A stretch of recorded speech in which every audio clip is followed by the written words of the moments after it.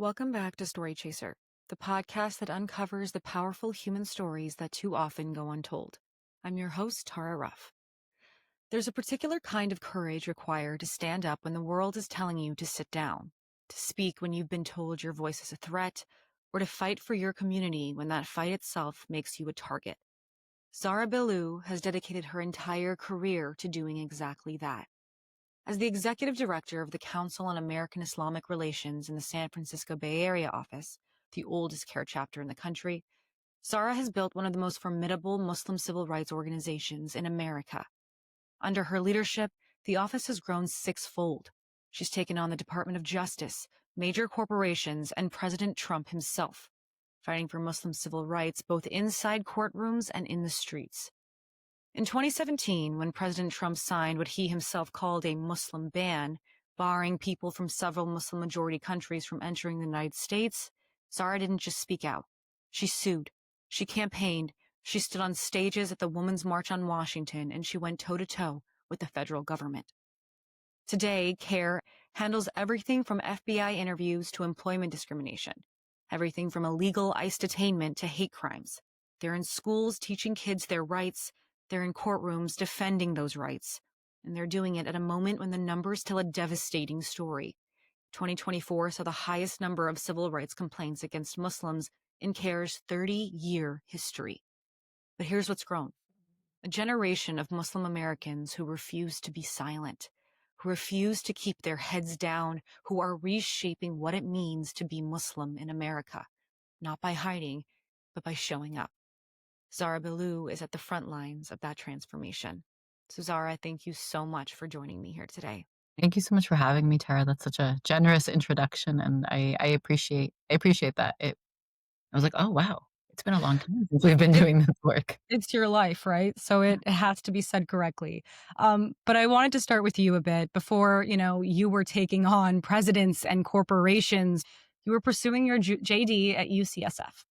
I know that civil rights is a very intense path to go down. What made you want to pursue this specifically? Um, Tara, I'm a post 9/11 activist, right? Like I was 17 when 9/11 happened. I remember like those early days of wondering, am I safe wearing my headscarf? What will people think of me? Well, they can't really deport me anywhere. And my parents still wondering if I would get sent to Guantanamo at some point.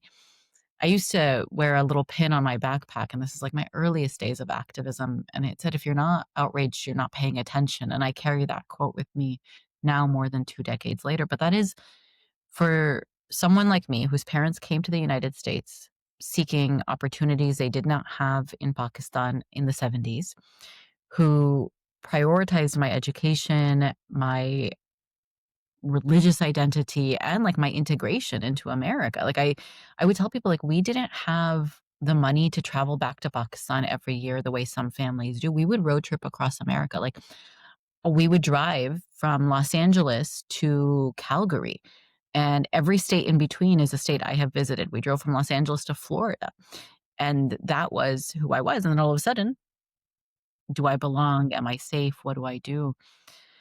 And so I always knew I wanted to go to law school, but the path to going to law school to help people is something that came to me in that time.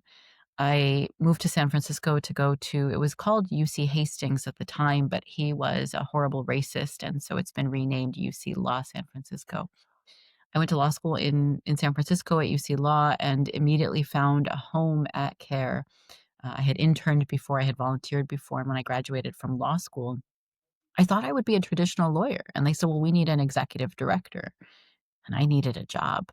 So I took it. I knew that what I had, to something I said earlier, was that my parents were worried I would get sent to Guantanamo. And it Right, wasn't going to happen because I was a US citizen. In other words, I had all of these privileges. right. And that included the education, that included access to safety, and even familiarity with English and citizenship status. Yeah. And so, what am I going to do about it? No, it's beautifully said. And I think having grown up in America, getting to see the lens of what that post 9/11 and attack on Muslims was nationwide. When you were in school, were there any situations that you faced or maybe people around you faced head on who were also Muslim that kind of furthered that need to want to fight back and help? There are 2 that, like, I think of as very, what do the kids say these days? Core memories. Yep. Um, so I was 10 years old, I had started to wear my headscarf regularly. This is pre 9/11, and, the kids in my class didn't take to it well, and some were supportive and curious, but there was definitely the one day, I believe it was in 5th or 6th grade, where somebody pulled it off. And, like, I still remember running to the restroom crying and, like, talking to the principal afterwards, and then having to go back to school with those same kids the next day, right? And so now when I talk to young Muslims and they say that it's easy, I think about how many times I said it was easy because that was a coping mechanism. Yeah. Then fast forward to when I'm in college, and what I remember at the time is that the FBI had started visiting Muslim men and was prioritizing Muslim men from other countries. In other words, people here on student visas. And I remember an instance where we came out of class and there were agents waiting for some of the students. And I thought, well, how did they get their class schedule? How dare they come onto campus? And what can these students do now? Like what rights are available to them? And by that time, I had become familiar with CAIR, and our Los Angeles office is our, like, biggest individual office in the country, and they were even then. And so we became really familiar with what our rights were, how to assert them, how to protect each other. And in both instances on reflection, again, it's this I had parents who spoke English, who Yeah. had citizenship status, who had stable jobs, who could advocate for me when I was bullied at school.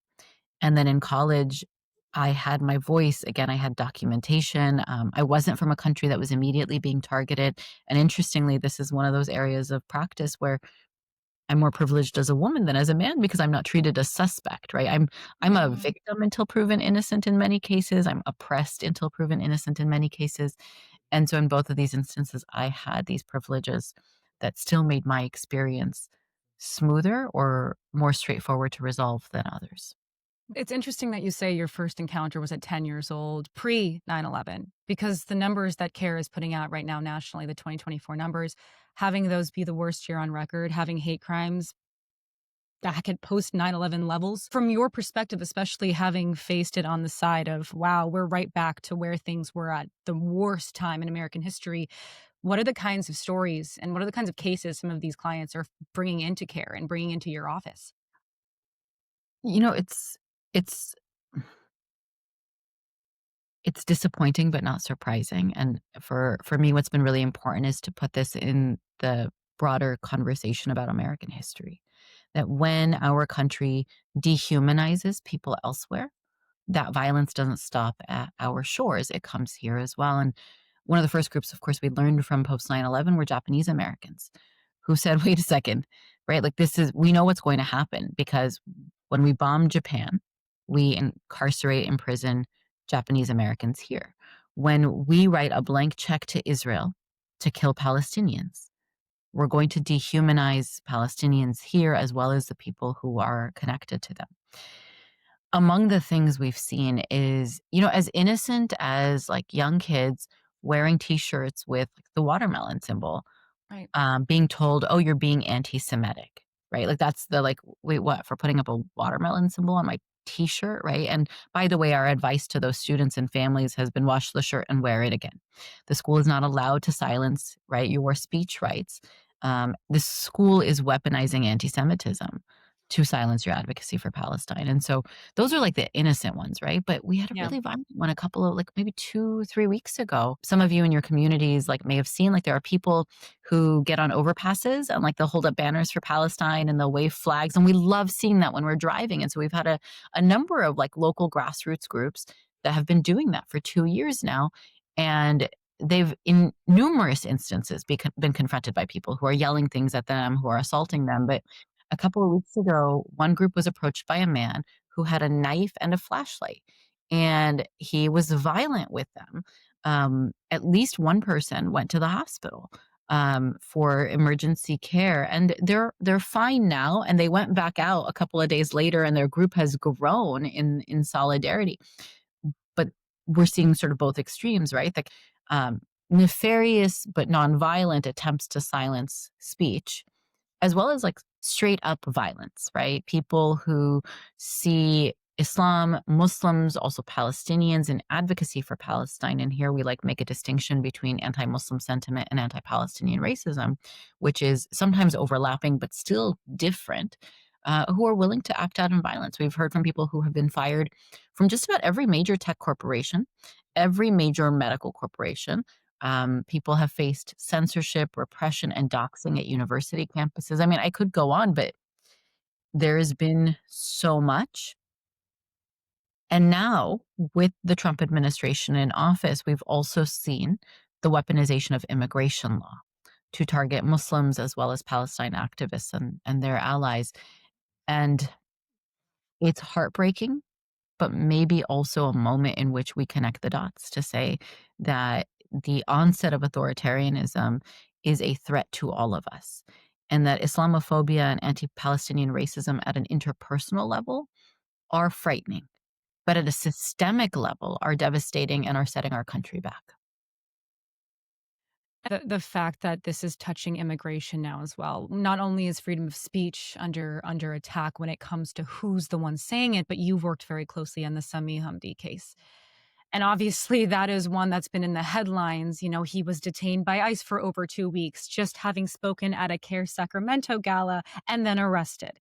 And so this is something where, having worked on the front lines of, yes, these can be anecdotal cases when we talk about it with folks who may not understand. And then you see the headline and you're working firsthand with somebody who's been quite literally arrested because the administration is saying he claims to be supporting Hamas. But CAIR yourself are arguing no. You know, he was criticizing Israeli policy. Walk me through that case and what that tells you. And you touched on it a bit, but what that Mhm. tells you about where we are right now with political speech and Muslim Americans. So, the Trump administration campaigned on targeting immigrants, right? On ensuring that the only people here are the people who look a certain way, who come from certain countries, and who agree to certain policies and politics. And what we've seen since they took office again, right, is that everyone is a target. Everyone is a target. And I think back actually to March of 2025. I did a presentation for church and synagogue leaders about how to protect immigrants in your communities and what to do if there's an enforcement action at your house of worship. And I said, green card holders are generally considered safe. Mahmoud Khalil was abducted the next day. They tried to revoke his visa, and when they learned that he did not have a visa, he was on a green card, they tried to revoke that. He was imprisoned for a number of months and continues to litigate his ability to live freely and stay safely in the United States. The next week, I gave a presentation to a group of the same types of leaders in another city, and I said, I had to eat my words. I said, last week I said green card holders are safe. This week they're not. Mahmoud was the canary in the coal mine. After Mahmoud was Rumeysa Öztürk, Mohsen Mahdawi, Leica Cordia, Yaqub Ira. Like the list goes on. The number of people, and Leica Cordia is, by the way, the last Colombia protester still in a detention center. She's detained in Texas right now. And these are the names that we know. So at every Right. detention center, there are hundreds of other people. The detention center that Sammy was at in McFarland, California, has an estimated 700 people in it at any time. And it is one of several detention centers in California, the best place in the country to be detained, by the way. So, with that context, Sammy comes to the United States. He's on a valid visitor visa and he's already entered the United States. He leaves the CAIR Sacramento Gala where he gave a keynote, like many of his other keynote addresses, that he describes, and I agree, his position, his thesis is that America needs to put Americans first. And the way we do that is by stopping the blank check to Israel. He says to me in the detention center, it doesn't make sense that there are people here who are unhoused because they can't pay their medical bill, because they can't pay rent, because they can't find a job, or they can't afford their education, and everyone in Israel gets all of these things for free, plus the weapons, right? And so he's speaking out against the genocide in Gaza from an America first position, not in the MAGA way that they would like us to. And that's resonating, which is why he has been to more states in the United States than I have, by the way. And I've been to a lot of them, but I think he said in some interview that he had been to all but one. Wow. Let's say he's been to even over 40. That's more than the average because his message resonates. So he's at San Francisco International Airport. He's approached by ICE agents who ask if he is Sami Hamdi. When he confirms, they say, your visa has been revoked. You have to come with us. He offers in that moment to buy a ticket back to the United Kingdom and fly back that day. And they said, that's not how it works. He is able to call us on his way to ICE processing. And I should say one other thing that I didn't mention that's key is there were a number of right-wing online extremists who had been targeting him in the week prior. So they've been saying we've talked to the White House about him and, good news is coming. And they were the first ones to break the news. And Tara, to this day, we don't know how a right-wing online extremist broke the news about our brother, our keynote speaker, our friend, being kidnapped by ICE before any of us did. Like, how did they know? He hadn't tweeted it. He wasn't able to do that. No one in his family had posted. They posted. So they kidnap him, they process him in San Francisco, and then they drive him to a detention center in McFarland, California, where he was held for over 2 weeks. The only thing that they alleged was that he was out of status. Well, yeah, he was out of status. They revoked his visa 2 days prior to his kidnapping. And the first time he knew about it was when they kidnapped him. It's just how was he supposed to fix this? And all along, our country is it's such a not serious institution at this point that it's embarrassing. Government agents and agencies were smearing him on X. He's this, he's that, he's not welcome here.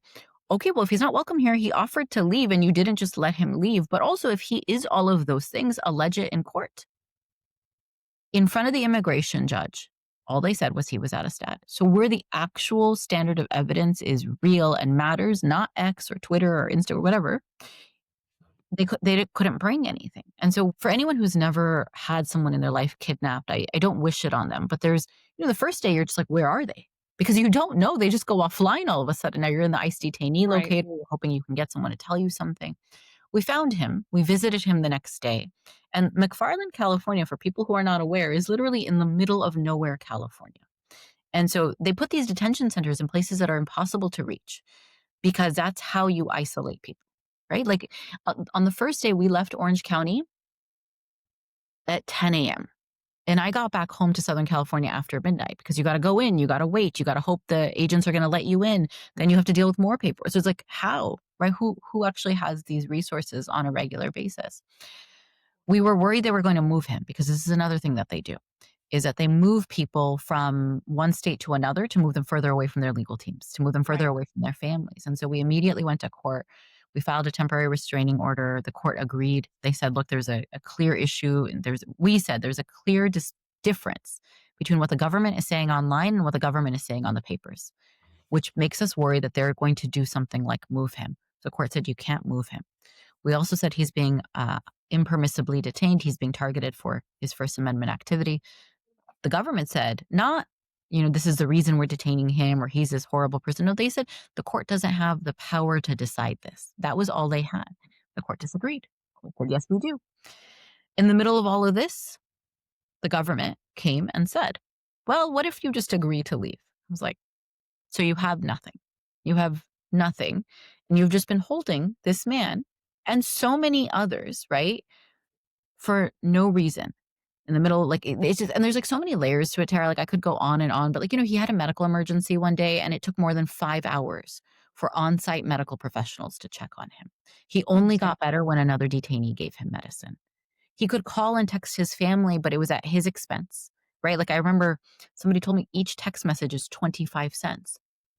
When was the last time we paid 25 cents a text message? And who in a detention center has those resources, right? And Sammy has been really clear, and we've been really appreciative that we've been able to say this and together, is that he is among the most privileged people who this happened to. And it gives us a window into what is happening to people who don't have money, who don't have family, who don't have a legal team, and who don't have an international stage. But if they could do this to Sammy, a global voice, a renowned journalist, a British national, what do you think they're doing to all of the other people inside, and what are their prospects? I'll tell you, we have other clients in the same detention center who have been there for more than 6 months. And their court dates just keep getting pushed because there's no one outside to talk about them because they're not known to BBC or the British consulate or members of Congress, right? Like all of the things that all of the levers we were Yeah. able to move in Sammy's case aren't available to people who are just languishing. And the Trump administration is committed to building more of these detention centers. I'm sorry, I could go on about this forever. It was like No, these are all-consuming weeks. again, exactly as you said, all consuming. And what you've said at the top, which I think is so profoundly important to emphasize, that's just what we know. These are Mm, just the statistics that we are able to retrieve. The numbers are larger. The actual takes and experiences of the folks who are in these detention centers are 20 times worse than what we can even imagine. And when you think of Mahmoud Khalil as well, and him missing his wife's pregnancy, essentially the very last few months and the baby being born, those are moments he can never get back. And for what? And for what? So you've touched on this as well, and I want to kind of dive deeper because it represents a national take on what Islamophobia is turning into, which is this shift from not just religious identity being attacked, but political viewpoints. Do you believe right now in America and the state of what's been going on, Muslim Americans have the same freedom of speech that everyone else does? I would yes and no. So, a US citizen who's unafraid, right, who like, I think the more I upset the government, maybe the more job security I have on some days. The more a pro-Israel extremist is upset at me, the more my supporter base is like, "Oh, you're doing the right thing." Some people may be following the governor of Texas has been smearing CAIR this week, and just before we started recording, we filed a lawsuit against him. I saw. It's our 4th lawsuit against him, and we won the first 3. And so it's almost like, "Okay, Governor Abbott, like, you're upset because we're saying what we want, and it's, validating." But, and I said US citizen who is unafraid because when we talk about a lot of this, like we'll focus on non-citizens, right? So non-citizens are like really at risk right now. And the government has said repeatedly, not just to the Muslim community, and this is where I paused because I was like, it's not just Muslims. Like the majority of people in these detention centers, there are many Muslims in there. And I want people who are from the Muslim community to understand that this is an issue that affects the Muslim community. But there are so many people, the majority of them are not Muslim. They're of other faiths, right? Yeah. But if they can do it to them, they'll do it to us, and if they can do it to us, they'll do it to them, and so the speech restrictions, the speech censorship, the speech targeting, right? Like, that's broader than the Muslim community. It's Yeah. definitely tied to Palestine, and what we know and we've seen is that pro-Israel advocates, pro-Israel lobbyists, pro-Israel organizations have been weaponizing anti-Semitism to target anyone advocating for Palestine, right? The Anti-Defamation League has compared wearing a keffiyeh to wearing like white supremacist symbols, right? Yep. The Jewish Community Relations Council in cities across the country has been smearing ceasefire advocates. Like, what's so divisive about going to a city council and asking for a ceasefire resolution? And so it's broader than Muslims. It's on Palestine and anyone advocating for Palestine, but it's also broader than that. It's anyone who is the wrong skin color, anyone Right. who is from a country that we have a dispute with. And so that's the non-citizens. But again, this piece for me about citizen and unafraid, the most disheartening thing for me around civil liberties education, because that's so much of what I do, is our rights don't matter if we don't know them. So as a young like care director, I cut my teeth going to mosques saying, this is what you do if law enforcement visits you. And this is what you do if somebody pulls off your headscarf at school, right? Like, this is how you protect yourself. The most disheartening thing has been to see how citizens have been afraid. Because, well, if they could do it to the non-citizens, right? Like, how long before they come for us? And so much of my time is spent advising US citizens who are like, well, can I say this? Can I do this? What about when I travel? What will happen, right? And what I have to remind them over and over again, and I hope I don't eat my words the way I did with green card holders, is Yeah. right now you are the safest, most privileged people in this country. So Muslim or not, like, you have something given to you. You're not better than anyone else because you're a citizen, but you have this thing. And as a person of faith, I hold dear to me that I believe that God will ask me, like, I made you, like, you're a US citizen because God chose where you were born. What are you going to do about it? How are you going Right. to answer that. And so whether, again, Muslim or not, I push US citizens on like, no, we need you to speak out because your non-citizen neighbor can't. We need you at the protest because it's not safe for non-citizens to go. Even though we're telling non-citizens like we want you to go. We can't tell you to self-censor, but we want you to be mindful of your safety. We want you to refuse to unlock your cell phone at the border because you have an absolute right to enter the country.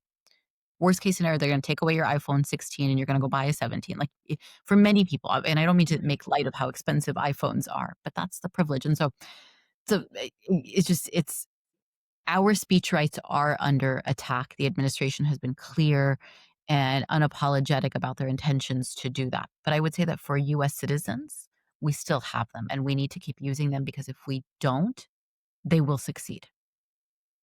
Yes, civil rights aren't just civil rights about one given population, right? Muslim civil rights aren't just about Muslims. It's almost as if it's a litmus test for how we treat anyone who's deemed other, how we define belonging in this country.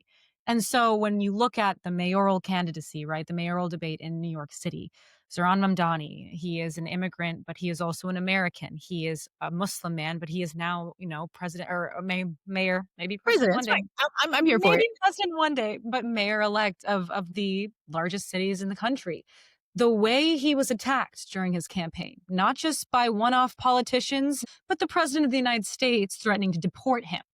As an American citizen, him using language like that. So you've touched on this kind of within the whole immigration of what US citizen means versus other, but what does that tell you right now about the state of democracy? And were you surprised by how they treated Zohran during that campaign and continue to? I was not surprised. This is a Muslim man who is unapologetically pro-Palestine, but also unapologetic about all of his commitment to social justice issues. He's on the right side of so many of them. And I imagine that they felt threatened by that, right? That if he could win over so many people, then what does that mean for their prospects? The fact that Cuomo just like would not go away um, is like how many like God give me the confidence of Andrew Cuomo to keep trying and failing as he did. Like, why? Like, how? And not surprising also that anyone threatened deportation. Like, that's exactly how they talk about Ilhan Omar, and that's how they talk about Rashida Tlaib, right? And if they could, like, to draw the parallel to Sammy, if they could do that to people with positional power, right, and so much privilege that comes with that positional power, then the rest of us are unsafe. And ultimately, we know that the president could not deport Zohran Mamdani. But what we do know is that he's normalizing that language, which then gives permission for violence, and that he may try to deport the next person and the next person and the next person, which is the thousands of people in our detention centers. And, on the flip side, like Zohran winning, I think is this huge boost for like the morale around civic engagement. Because we've got to be honest with ourselves. Like the last 2 years have been devastating. We've all watched a live stream genocide funded by our taxpayer dollars and unapologetically cheered on by our elected officials, including Democrats, right? Like we have Democratic members of Congress who will put up the Israel flag on their front door. And it's like, wait, I don't understand. Like, where's your loyalty? Also, why do you keep writing checks to Israel when there are people who are unhoused in your districts? And then all of a sudden the presidency changes and these same Democrats want to fight Donald Trump. But what we saw is what we saw. And so many of us, myself included, sometimes are like it's hard to explain the benefits of voting when we're moving backwards as a country. Like the majority of Americans elected Donald Trump. Right. And like it or not, that's our fellow Americans. And then you had these other backslides, like in California, we were unable to bar slavery. Like that proposition failed. It's like, wait, it's 2024 and we failed to outlaw slavery in California of all places. And so people are asking, like, why bother? Zohran represents the why bother. Like he represents the response to why bother because we can win. It is hard. It has to be sustained and you have to continue to engage. So I've already seen like people who supported Zohran or people from like impacted communities who are like, well, he's doing this. And it was, okay, so you have to show up and continue to engage. Like he doesn't work for you. He works for the city of New York. And by the way, he hasn't technically started that job yet. Right. And so it's a process, but I sincerely believe that Zohran brought out an energy that was diminishing, and a hope and excitement that we hadn't seen in a number of years. I agree. And I'm in New York City myself. So it was one of those things where just seeing the campaigning on the ground, especially in an area, right, where every politician was trying to use 9/11 as a slam that it's going to be repeated if Zoran is mayor. But it really was this moment of, wow, maybe things are shifting. And Mhm. especially from your point of view, 9/11, post 9/11 to now, right? Back then, I feel like the message to Muslims was very much keep your head down, don't make waves, prove you're one of the good ones, right? But we have this new moment in time where a lot in part to social media, Mhm. which is we're able to see that there is a genocide going on in Gaza. We are able to see all of these different proof points that this is a very big problem. Islamophobia has existed, but now suddenly the goggles are on and people can see it. What do you think is different now? Is it social media?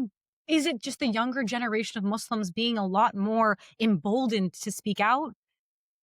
It's so many things. Like it's social media is for certain one of them. I'm thinking when I think about younger Muslims because I sit in the generation between like the young Muslims and like our parents, right? And I should say like South Asian and Arab Muslims, right? Because Black Muslims Sure. have been on the forefront of this fight for decades. Before we got here, they were fighting, and I'm always like careful about that to be like they were not, like they are not afraid the way that previous generation of immigrants is. Right. But I wonder. So a couple of things come to mind for me, right? Like for South Asian and Arab immigrants, they were just arriving. They were just getting their feet wet. They're trying not to get sent back. Many of them had responsibilities to send money, but to stay and succeed here. I often think that I am unafraid because I have nowhere to go back to. And so that's part of it is like very pragmatically speaking, I don't have my foot in any other country. There's nowhere that they can send me. And I say that very like delicately, praying that God protect me because I'm sure they would try. And, it's I know that according to some reports, ICE has arrested over 150 US citizens, like sometimes on accident, sometimes because they're in the way. And so again, I'm like, I'm safe, but it's like, not really. And then the other part of it is to credit my parents, I was raised in a very devout home. So much so that like I sincerely believe, I remind myself, I remind my team that like no harm comes to me unless God wills it. And so that combination for me of I've grown up here, I have nowhere to go, and I, like, am as unafraid as they come, like, no harm comes to me, right? And if it comes to me, it means that it was meant to be, like, whether I get arrested or something, like, that's part of my path to something else, and so, with folks that are younger than me, right, I imagine it's some combination of these things. There's nowhere to go back to. There's like, the responsibilities are not the same. Like, yeah, maybe you have bills in the United States, but imagine for immigrants, there's bills in the United States and bills back home. Right. I have a colleague who is an African immigrant and she calls it the black tax, but it's like, every immigrant family has these stories where they're supporting so many people somewhere else. So we don't have those responsibilities. We have nowhere that we can be sent. We are committed to our faith in a way that I think is different experientially than if we had been in a Muslim majority environment, right? So people will sometimes say that in some countries back home, you don't choose to be Muslim, just everyone is. Here we're choosing to be Muslim. And then you add into that this genocide. It's not the worst genocide in human history. It's the worst genocide to be live streamed. Right? What happened in Bosnia was horrible. What the United States did in Iraq and Afghanistan was horrible. What we've been doing in Yemen and Sudan is horrible. What's happening in Sudan is horrible. But we're not seeing it. With Gaza, we can see it. And so there is this like, what were we building? Like, what for? And so I actually think some of the unapologetic advocacy is across generations as I talk to myself about it out loud with you right now, because there's also a realization among people who were afraid and who were building wealth and all that was like, what did we build it for? Like we built wealth. We didn't build influence. And staying quiet and being the good one got us nothing. Like literally it got us nothing. Like I heard I heard somebody say this, and, the other thing is that the community is so big and so diverse that it takes time for things to proliferate, but I heard an upper middle class, like, second generation Muslims say the other day, "Well, they don't accuse me of anti-Semitism because I have genuine relationships," and I was like, "They haven't accused you of it yet." But for so many people who had genuine relationships, who stayed away from Palestine, who didn't do anything to rock the boat, they felt it in the last several years. Like, "Oh, you Right. could be an executive at one of these major corporations, and you can't put up a watermelon logo on your LinkedIn." It's a moment I think that I forget the exact quote, but, in 10 years when everyone realizes is this was always bad, everyone's gonna always have been on the right side of history. That's kind of how it feels right now too, Mhm, and myself, I'm a staunchly pro-Palestine woman. I stand by that, and I've faced incredible backlash from my own community because of it, and it's sad. It's sad because speaking out against something that to me is black and white feels and to be persecuted for that feels just insane. But with that being said, I've spent a lot of my own career working with civil rights leaders and on the front lines of racial justice. One thing I've heard from many of them, the sentiment that it shouldn't always have to fall on them to educate everyone else. So that society sometimes, oftentimes puts the burden on the very communities most impacted to be the ones at the front lines fighting against the hatred or the discrimination. So one thing that you did is your interview with Conan Nolan and NBC Los Angeles. I think it was 2023. I actually was his political news intern in 2018. So small world indeed. But that was a moment where you didn't have to push back, but you did. And he had nothing he could say back. He had no justification for the statements other than something that you continued to push back on. And I can imagine that is an everyday fight for you with different types of folks, not just journalists, but different folks across the sphere. I wanted to ask because that was an intense interview in general, but what are those moments like for you? That tension between wanting to educate, but also if you have that feeling that why do you have to work that hard to convince someone of other people's mhm, humanity? mhm. I mean, I react that way because that interview was memorable. I can I imagine. Well, I didn't know it was going to be about Gaza and the UCs. Like, we had just published a report on school bullying, and I also grew up watching Conan Nolan, right? That takes me to the thing that I said earlier, which is that, like, we realized, "Wait a second, like, eh, you're with me until it's not convenient. You're with me until it's difficult." And I don't even think, like, saying children shouldn't be killed is difficult or complicated.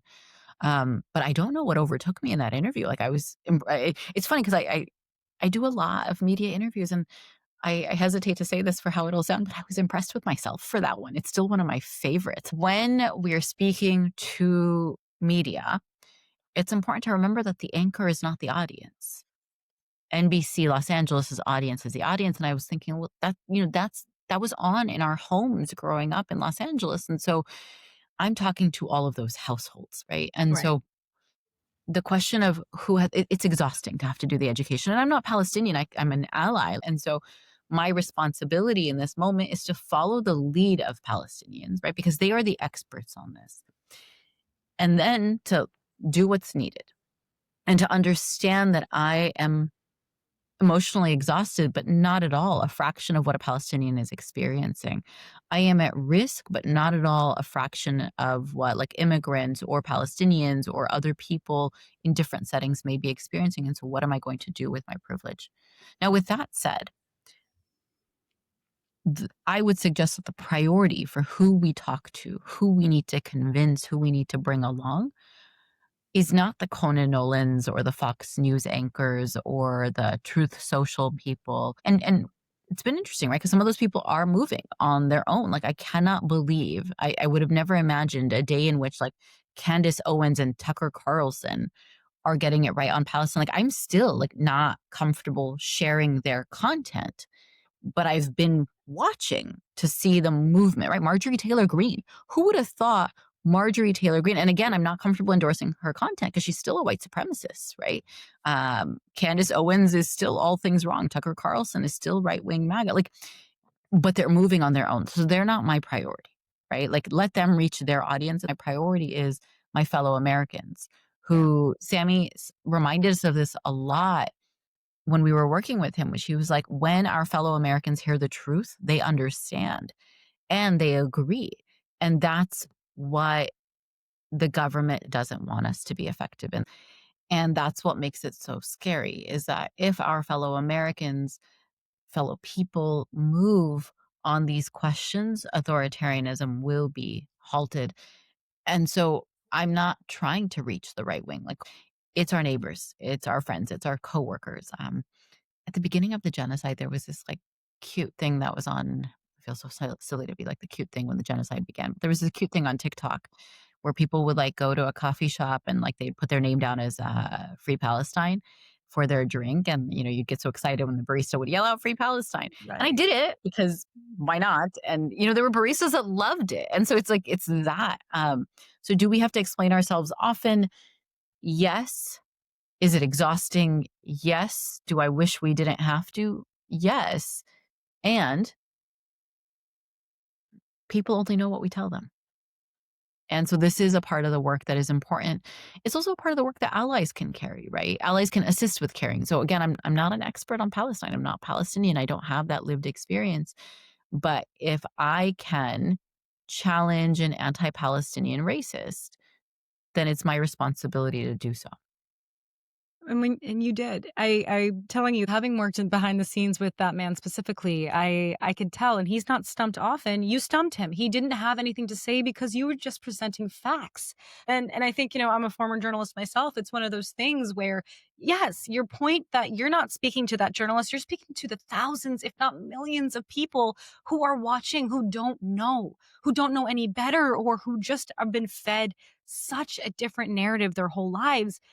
And that kind of leads me to this intersection and of the complexities of what Islamophobia can show up as. And that's how it's different depending on who's holding it. And as a Pakistani woman, I'm very glad to be able to pick your brain a bit. There's the post 9/11 narrative, of course, the terrorist rhetoric, surveillance state, the fear that became policy. But growing up, Mhm. and I grew up in the Bay Area as well, I was surrounded by other narratives that were South Asian partition era histories, right? Carried across Mhm. generations. This distrust that calcified into suspicion of all Muslims. Or when I got to college, a Persian American distrust of whose Mhm. families fled Iran and now direct that pain at Islam itself here in America. Different wounds, different histories, but they all feed into this very similar result, which is the othering, the suspicion, Mhm. discrimination. And, Mhm. speaking for myself, I did not grow up Muslim, but I fell in love with a Muslim man who I'm now married to. And it wasn't until I he allowed me that opening into his world, right? To witness what it was to be a Muslim man, the profiling at airports, the comments from friends, to this day, the things they say to him.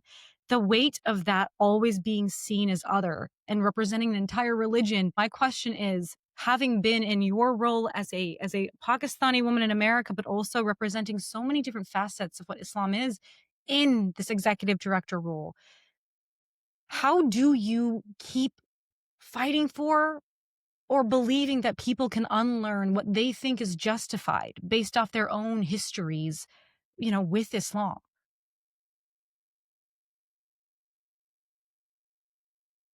My answer to this used to be I eat ice cream every day, um, but I quit sugar about 2.5 Same. months ago, and everyone Darn. around was very perplexed. It was like a random decision. I was like, "I can't drink alcohol, I should eat sugar," and then I ate so much sugar, I was like, "I have to Pretty stop." impressive that you quit sugar, but I just I think I was trying to prove to myself I could do it, and now it's like a dare, if that makes any yeah. sense. Oh, I get that. I get that. Like, now I'm only allowed sugar on Saturdays, but most bad news comes on Tuesdays, That's pretty Wednesdays, and good. Saturdays must be a really great day then. they are if I find the right thing.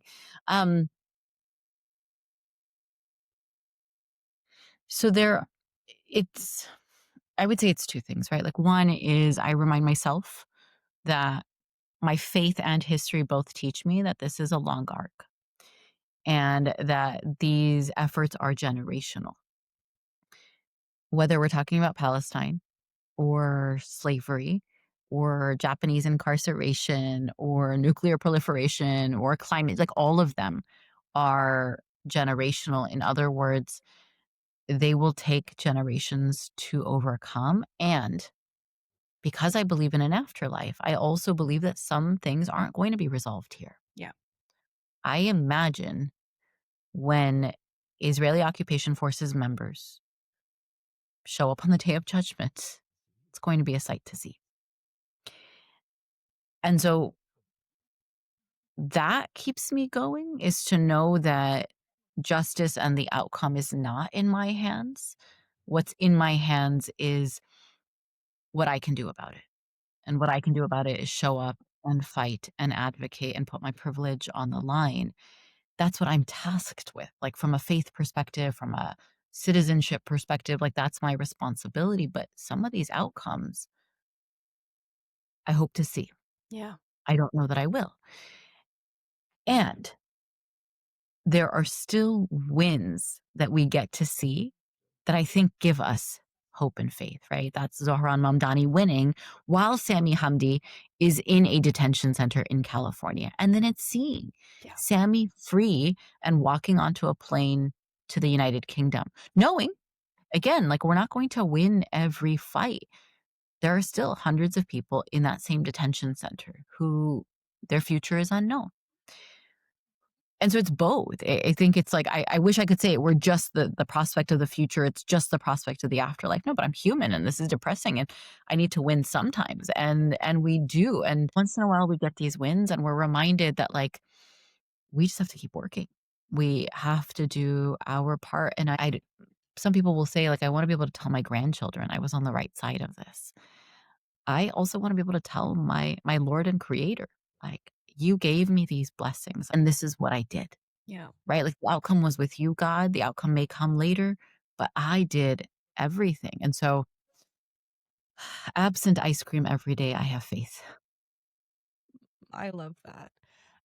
For the people listening, and as we kind of wrap up the conversation, non-Muslim or Muslim, just human being to other human being. So much of why I started this podcast is because a lot of what's important in the world isn't always on the news, isn't always in the headlines. It's very sad, but it's the reality.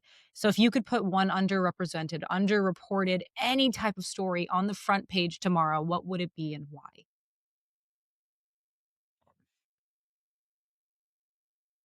So, underrepresented, underreported is a good criteria because it's like my first thing is Gaza and the genocide, and that is Right. underrepresented and underreported. But I'll share something else. I think it's the detention conditions, prison conditions in California, in the United States, but also everywhere.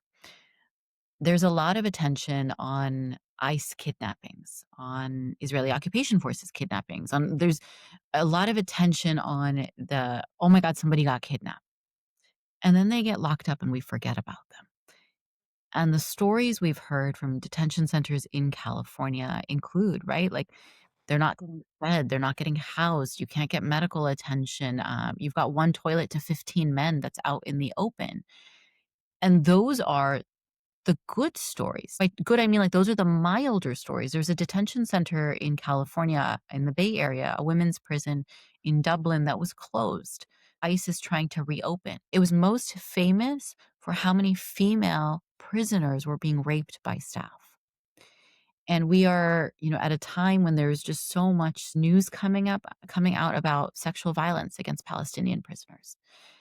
And so for me, there, with all of these things, I wanna draw the thread to say, like, whether someone is an immigrant or targeted because they're African American or targeted because they're Asian American or some combination of that, or they're targeted because they're Palestinian, like, a I paraphrase this quote, but I remember that, a measure of our humanity is how we treat the most vulnerable amongst us. And the way in which imprisoned people are being treated, right? Food, conditions, health, privacy, and bathroom, but, like, sexual violence, like, Right. we say that the people of Gaza have endured something that no one in the world could imagine. The Palestinians, Gazan and otherwise, in Israeli prisons have endured something that, like, it's the thing that when I read, it keeps me up at night.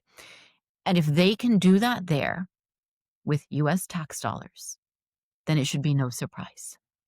that women are being raped in prisons here, that men are being raped in prisons here, that people are being forced to, like, dehumanized entirely. Like, what do you mean you have to go to the restroom in front of everyone in the middle of the night and nobody has room to move because there are no beds and there's 15 of you in a tiny little cell? Yeah. That's that's the headline that I want us to stop the kidnappings here and in Palestine and everywhere else in the world. But until we can, I want us to make sure that the people that are incarcerated, that are imprisoned unjustly, Yeah. are at least not completely stripped of everything they have left. No, thank you for sharing that, Zara. I think I could talk to you for another 2 hours about all of this, but thank you so much for joining. Zahra Billoo is the executive director of the Council on American-Islamic Relations, the San Francisco Bay Area chapter. You can learn more about CAIR's work and access resources at the link in the bio for this episode. But thank you again for shedding just a fraction of light on what is a crisis in every neck of woods of this country and world. So I appreciate it. Thank you, Tara. Thank you for the opportunity.